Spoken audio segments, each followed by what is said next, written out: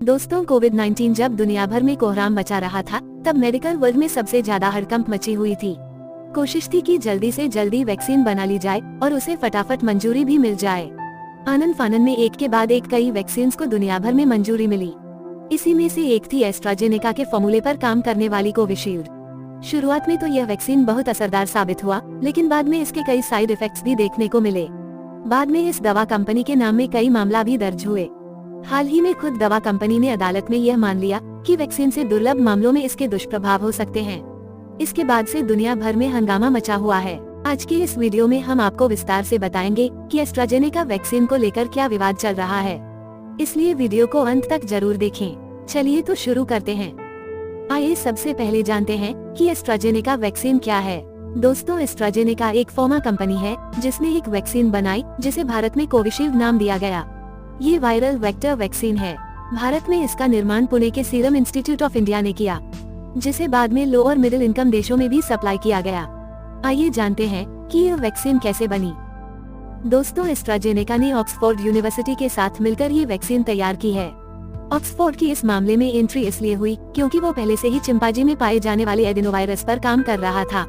ऐसे में जब कोविड-19 में वैक्सीन की जरूरत नजर आई तो पुरानी रिसर्च काम आ गई। भारत में वैक्सीन लगने की शुरुआत जनवरी 2021 से हुई। पहली वैक्सीन कोविशील्ड ही थी। इसके बाद कोवैक्सीन आई, जो देशी वैक्सीन थी।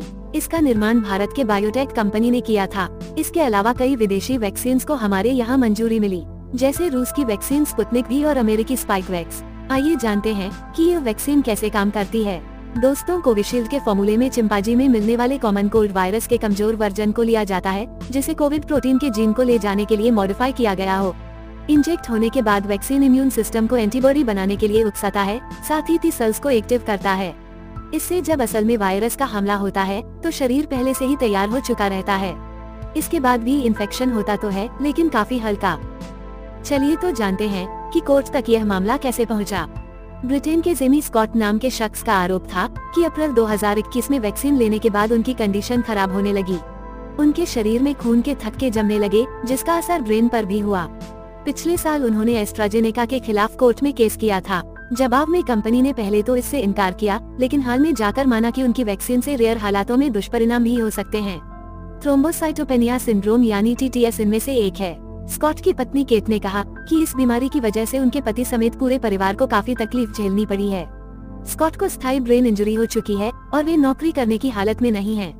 सोमवार को एस्ट्राजेनेका के स्वीकारनामे के साथ ही स्कॉट एंड फैमिली ने कंपनी से माफी मांगने के अलावा मुआवजे की भी मांग की है। साथ ही उन सारे परिवारों से माफी मांगने को कहा है जिन्हें ये तकलीफ झेलनी पड़ी। आपको बता दें कि यूके की medicine and health care products regulatory agency ने माना कि उनके अपने देश में 80 से ज्यादा ऐसे मामले हैं जिनमें डर है कि उनकी मौत वैक्सीन के कारण हुए TTS यानी खून के थक्के जमने से हुई। एस्ट्राजेनेका की वैक्सीन अब ब्रिटेन में एडमिनिस्टर नहीं की जा रही है। मार्केट में आने के कुछ ही समय बाद वहां इसके खतरे भांप लिए गए थे। हालांकि दुनिया के बाकी देशों में इस फॉर्मूले पर काम होता रहा। यहाँ तक कि कंपनी ने साइड इफेक्ट की बात से हमेशा इनकार करते हुए उन्हें मामूली ही बताया था। अब पहली बार TTS जैसी बातें हो रही हैं। हालांकि कंपनी का अब भी यही कहना है कि रेयर मामलों में ही ऐसा होता है। आपकी जानकारी के लिए बता दें कि बिजनेस स्टैंडर्ड की एक रिपोर्ट के मुताबिक ब्रिटिश अदालतों में प्रभावित परिवारों के 51 केस चल रहे हैं। ये हर्जाना मांग रहे हैं, जो यूके के हिसाब से 100 मिलियन पाउंड है।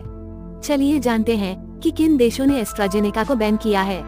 दोस्तों, आनन फानन में बनी वैक्सीन को शुरुआत में तो दुनिया ने स्वीकार किया, लेकिन मामला संभलते ही इसकी स्टडी होने लगी।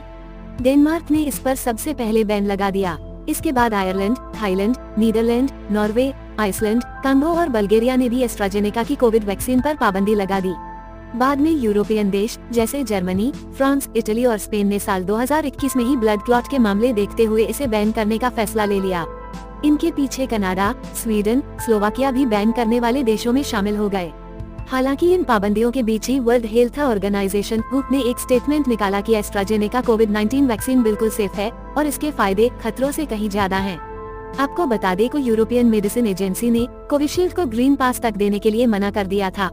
बता दें कि ग्रीन पास यूरोपियन यूनियन का डिजिटल सर्टिफिकेट है जो कोविड वैक्सीन लगी होने की बात बताता है। EU के आधिकारिक वेबसाइट के मुताबिक उसने 2.3 बिलियन सर्टिफिकेट अलग अलग वैक्सीन के लिए जारी किए थे, लेकिन एस्ट्राजेनेका का कोविशील्ड उनमें शामिल नहीं है। चलिए तो जानते हैं कि TTS क्या है, जिसे एस्ट्राजेनेका में जोखिम बताया जा रहा है।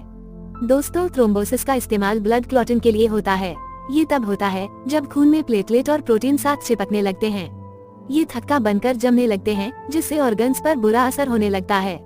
अगर ये क्लॉटिंग हार्ट में बने तो उसे खून पंप करने में दिक्कत होती है, या ब्रेन में हो तो ब्लड क्लॉट से ब्रेन स्ट्रोक का जोखिम रहता है।